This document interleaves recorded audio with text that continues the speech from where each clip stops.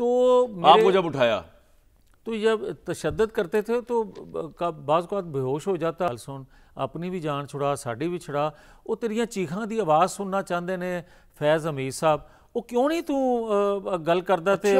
मैंने कहा कि यार मैंने कुछ जुर्म किया है, कहूँगा कि शायद जनरल बाजवा कम और फैज़ हमीद साहब जो थे ये थे ज़्यादा आर्मी चीफ। छलांगे लगा दी स्टेज से। अच्छा देखें जनरल फैज़ क्या करते थे?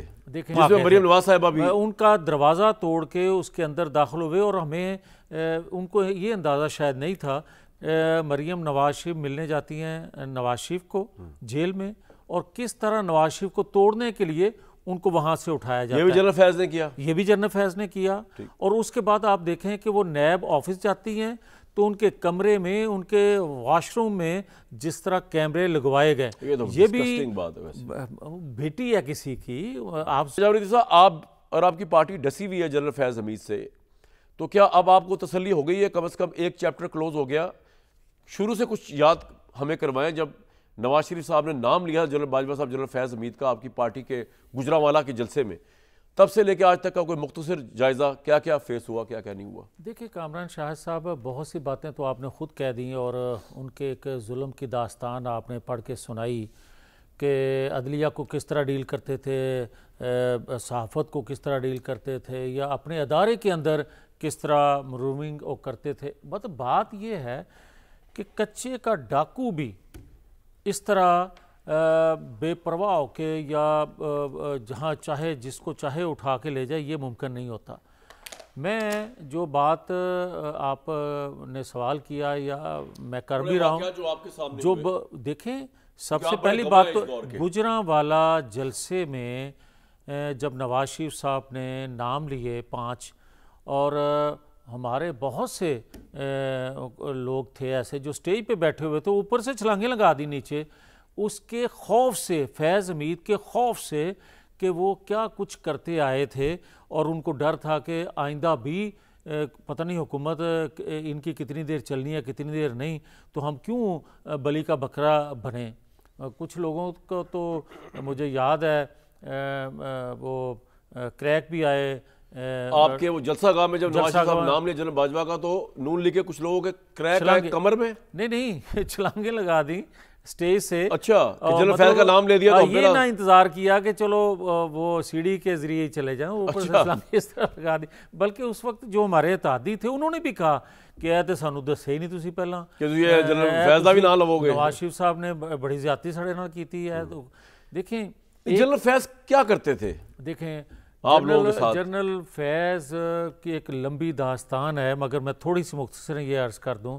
आपको याद होगा कराची हम जलसा करने गए, तो कराची जलसा सुबह होना था, नहीं कर क्या मरियम नवाज साहिबा भी, उनका दरवाज़ा तोड़ के उसके अंदर दाखिल हुए, और हमें उनको ये अंदाज़ा शायद नहीं था कि हम 50-60 लोग दूसरे कमरों में। आप मौजूद थे उधर? मैं उधर मौजूद था। कराची में जब मरियम नवाज साहिबा कमरा तोड़ा गया होटल का, दरवाजा तोड़ के अंदर दाखिल, कैप्टन सदर को गिरफ्तार किया गया जी। नुकसान पहुंचाने का उनका प्रोग्राम था। जब हम 50-60 लोग निकल आए, अच्छा। तो फिर वो उसका आप भी उसी होटल में थे, तो आप बाहर निकल आए? उसी होटल में थे हम, 50 लोग के करीब थे, ऐसे कैप्टन सफदर थे, इस तरह सारे।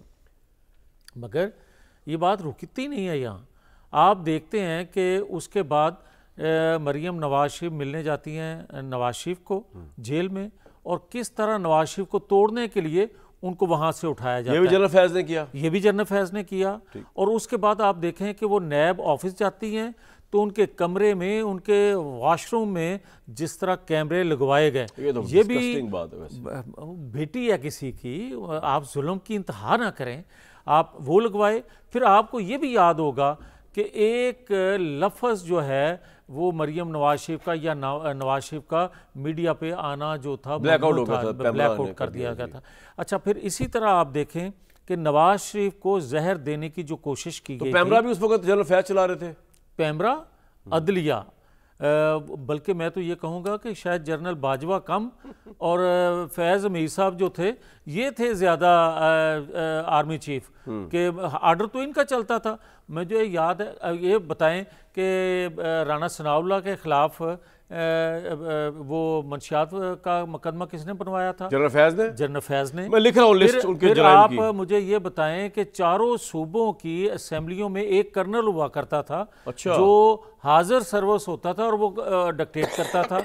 नेशनल असेंबली में एक कर्नल होते ये भी थे, जनरल फैज। जनरल फैज। और इमरान खान की इमरान खान ये एक तो इमरान खान तो बड़े डेमोक्रेट है यार। अच्छा, इतने डेमोक्रेट हैं कि वो तो जमहूरियत के लिए जेल काट रहे हैं भाई। जेल काट रहे हैं। वो खुद फरमाते हैं इमरान खान नहीं, साहब। आप कह रहे हैं कि हर असेंबली के लिए इमरान खान साहब को फैसिलिटेट करने जनरल फैज ने कर्नल रखा हुआ था। कर्नल रखा हुआ था एक असेंबली में सूबाई, और मरकज में भी एक कर्नल साहब थे। इमरान खान खुद कहते हैं कि मैंने कोई बिल पास करवाना होता था, कोई कानून पास करवाना होता था, हाजिरी पूरी करनी होती थी तो मैं इनको कहता था और ये पूरी करके देते थे। और आप जुल्म की इंतहा देखें कि मुझे एक वाक़या याद है कि जब मुझे उठाया गया और अपनी जगह, हाँ एक और चीज़ है, कच्चे का डाकू मैंने जिक्र किया। कच्चे के डाकू जो हैं वो तो प्राइवेट उन्होंने टार्चर सेल बनाए होते हैं, ये वो सारा। तो फैज हमीद ने क्या किया? भाई साहब जो हैं ये स्टेट के जो इन्वेस्टिगेशन सेल थे उनको इस तरह इस्तेमाल करते थे जिस तरह इनके कोई प्राइवेट टार्चर सेल हैं।